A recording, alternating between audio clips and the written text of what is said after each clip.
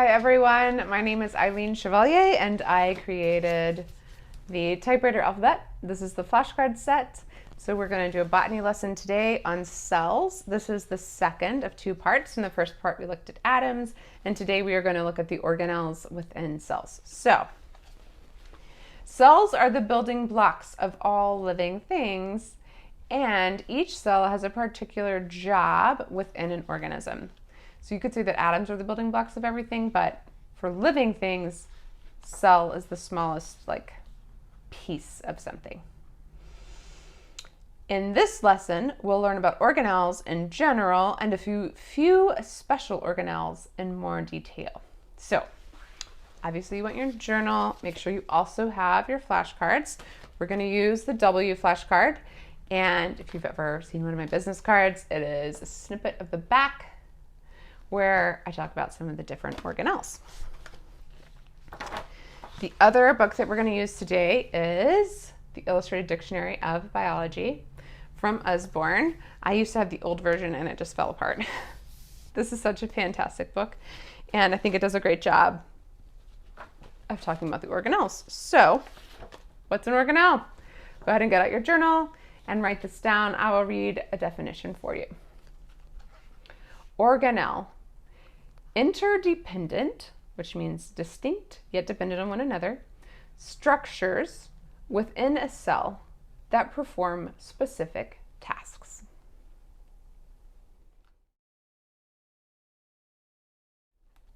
All right, so question and investigate. Read your W card to see how organelles function like parts of a city. Sometimes it's easier to remember what organelles do if you think of them as people or places where you live. Read about more organelles in Usborne's Illustrated Dictionary of Biology. Can you think of what to call the other organelles? So I like to give things nicknames. It makes it a little bit easier. Plus there are organelles that you're like, oh, that's like the, whatever. So I'll read the back of this card to you. Plants are made of cells that are specific to their place in the plant. Cells are tiny building blocks that link together to create all living things.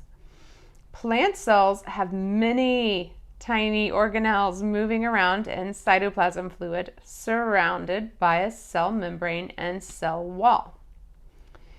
DNA, the boss, lives in the nucleus, which is the center. Headquarters, as it were.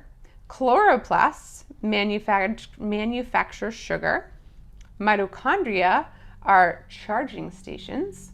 Golgi bodies act like post offices, and lysosomes are the recycling centers. So, those are just a few of the organelles. There are many, many organelles, and there are a lot of different types of organelles. Let's look in Usborne.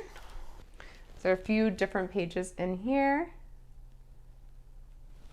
This is the first one. And because this isn't like botany specific, it shows plant and animal cells and talks about lots of different organelles. Those you can kind of look through and read on your own. This obviously is much more information than I can fit on the back of a flashcard. The flashcard is just to help you remember everything. Most organelles are enclosed in a phospholipid membrane. Why would they need this? What is the cytoplasm that the organelles are floating in like? So if you need a membrane, why do you need a membrane? For instance, we all have skin. Why do we need skin? Right? So what is it about our environment that makes us need skins? There are lots of reasons why we need skin, right? So we've got air. We don't want all of our organs drying out. We've got the sun. We don't want to get burned. We need a protective layer over ourselves. When we touch things, we don't want to stick to them.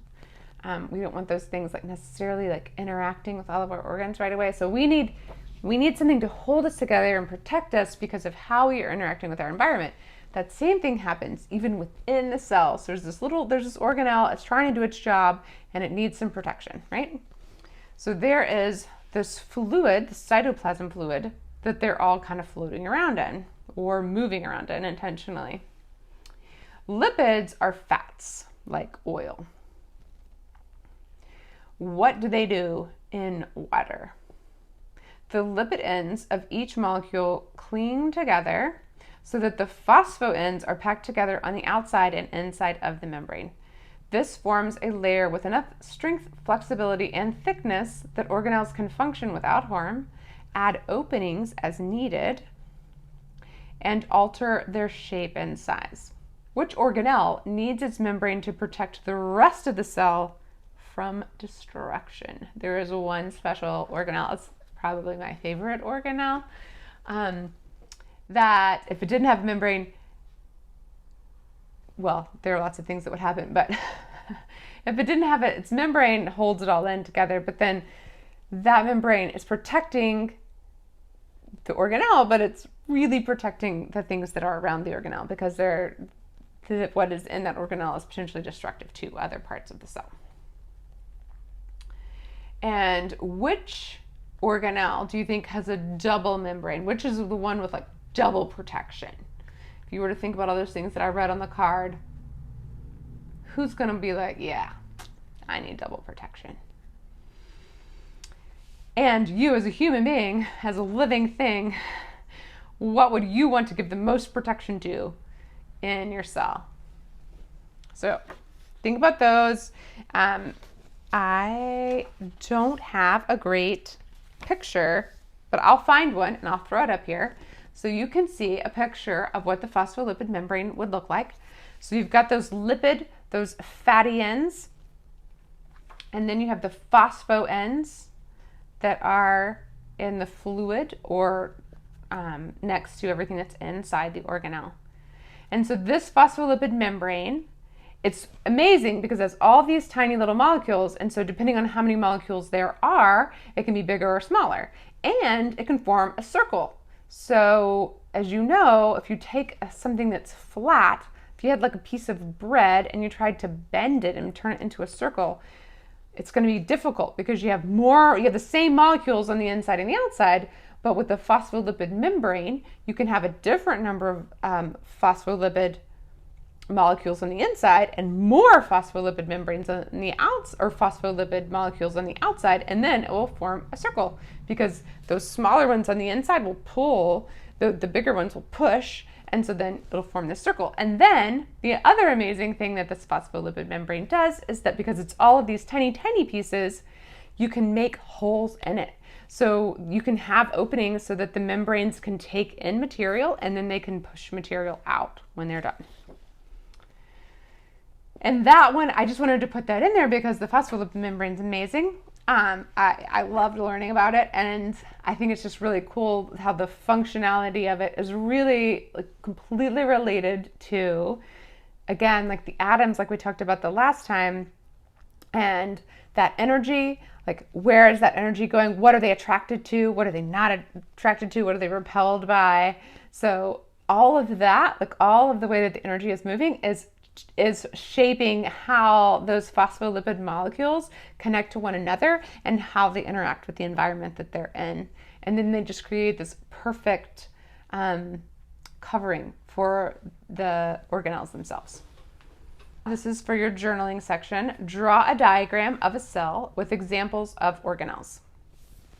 Which organelles are the most plentiful? Where are the chloroplasts? So if you look on page 26, is where they're talking about photosynthesis. So where are the chloroplasts? And what are the chloroplasts are really cool, obviously. They let us all stay alive. But they do really cool things within the cell. So we see these pictures, cell diagram, and everything's like, here's this, and here's this. And it looks like this is the cell. But that's crazy, right? All of these things are moving around all the time. Like in our bodies, we think of like, my brain is here, and that is where it is, and my heart is here, and that is where it is, and my lungs are here. So we don't have our organs like kind of moving around a bunch within us, but cells do. So, and chloroplasts are really fascinating because they will move within the cell based on where the sun is or where the light is, which is just super cool to me.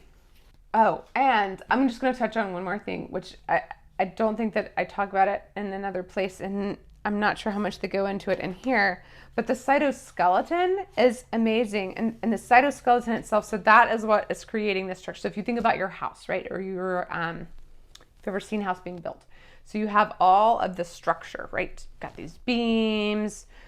Actually, that's probably a different word. I think the beams are up here. Anyway, you have all this like hard structure that's holding your house together. Otherwise, it would not be very stable, right? So the same thing happens within the cell. And so the cell has this wonderful membrane and even a cell wall on the outside that's giving it structure, but within that, it's building a cytoskeleton. And the cytoskeleton gives structure, but it's also kind of like a highway. So there are these other little guys who like use electrical energy to like run like maniacs, like faster than you could ever see them on the cytoskeleton. And then the cytoskeleton can be built and destroyed and rebuilt in different places depending on, like we think of highways, like I'm gonna go from here to there. But with them, it's super dynamic and it's happening really quickly. So they're like, hey, I need to go over there. And so the cytoskeleton is built to where they need to go. And then it's taken apart and put together in a different place to make a little highway in a different place for movement to happen in a different part of the cell. So that also is changing all the time. So when you do your diagrams, I want you to recognize, it's just like doing a diagram of an atom. It looks really still when it's on the page, but it is crazy motion all the time. So I want you to remember that there are things that are moving around within that system all of the time. All right, last one. Which is the most important organelle? How many other organelles depend on that one? Make a chart or drawing to illustrate how the organelles are interdependent, which means dependent on one another, but they're doing their own thing. Which organelles need the nucleus to tell them what to do? How many other organelles in the cell are dependent upon the nucleus with its DNA, which makes its mRNA and its tRNA, and that's how all of the other processes are happening within the cell. It's all like, it's like directions from the boss, right? So like, how many other organelles need the directions from the boss? If the boss didn't tell them how to make a protein, how would they be able to build themselves? How would they be able to create the things that they're supposed to be creating? Which organelles need the lysosome to get rid of the junk that's in their way? I think I like the lysosome because I just like things to be clean. And the lysosome, what it does, not only cleans up, it's like, oh, here's this old thing here, and it breaks it all apart and it turns it back into the atoms, and so that all those atoms can be put back together to make new, it's like Legos, right? So you have like all your Legos and you're like, ooh, this thing was really cool, but it kind of got broken and I can't really use it anymore. And I really want to make this other thing that I just thought about. So I'm going to take apart this Lego structure, but I'm going to use all those pieces to build my new one. So what the lysosome does is it takes your old broken Legos, your like spaceship that you made that's now broken, and then it takes it all apart, packages it up, makes it really easy for you to make your new spaceship, right? So your new whatever, it's a new protein or a new phospholipid membrane or something. So that is what the lysosome does. It's so cool. By the way, so the lysosome has an acidity in it based on, again, atoms. So like that determines that acidity is the positive and negative charge of it. So it creates this like really acidic environment. So that's how it breaks everything apart. So if the lysosome can take your beautiful structures and break them down into the tiny pieces, what do you not want to have going into that lysosome, right? So it's pretty dangerous, and organelles break and mess up, right? So how is this cell going to survive if, let's say, the lysosome like just breaks and its phospholipid membrane has a mistake or gets hit by something or something happens within the cell? And sometimes there are so there's this disease you can get where your DNA is miscoded. Like there's a something that has been like misplaced in your DNA. And so when it gets duplicated and when it's creating these things, it doesn't allow the lysosome to work correctly because the instructions that came from the DNA were missing something, right? So they were not good instructions. And so the instructions were done wrong. So your lysosomes are not working and they're not cleaning the junk out. And so then the cell gets totally full of junk and the cell itself dies. So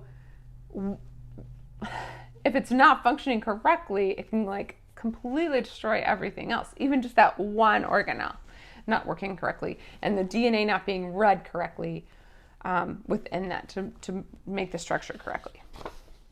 So every single organelle is really important.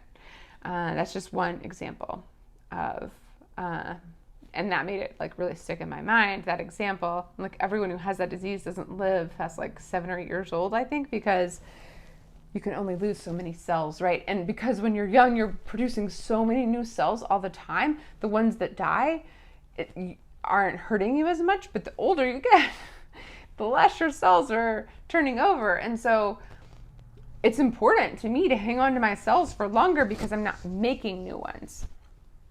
Last part of that one is which organelles need chloroplasts to produce the energy that they need.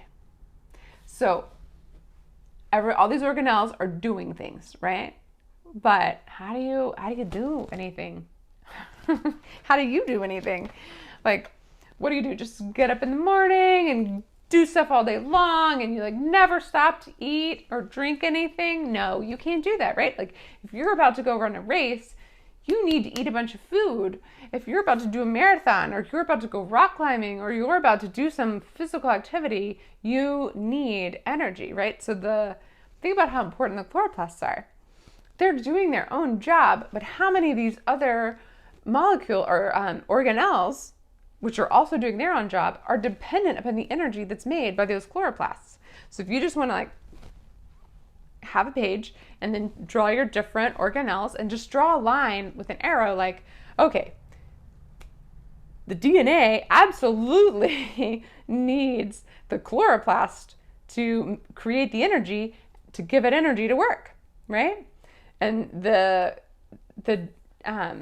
nucleus where this DNA is absolutely is going to have to properly function and get the correct directions down to create the chloroplasts that are working down here and to create all the little pieces of it. So that it goes both ways, right? So that is why it is interdependent. So draw a diagram like that, and the more you learn about them, the more you can add to it and see those connections that are happening. Cells is a really huge topic. So for us, doing it in 2 lessons, like absolutely doesn't give it justice at all.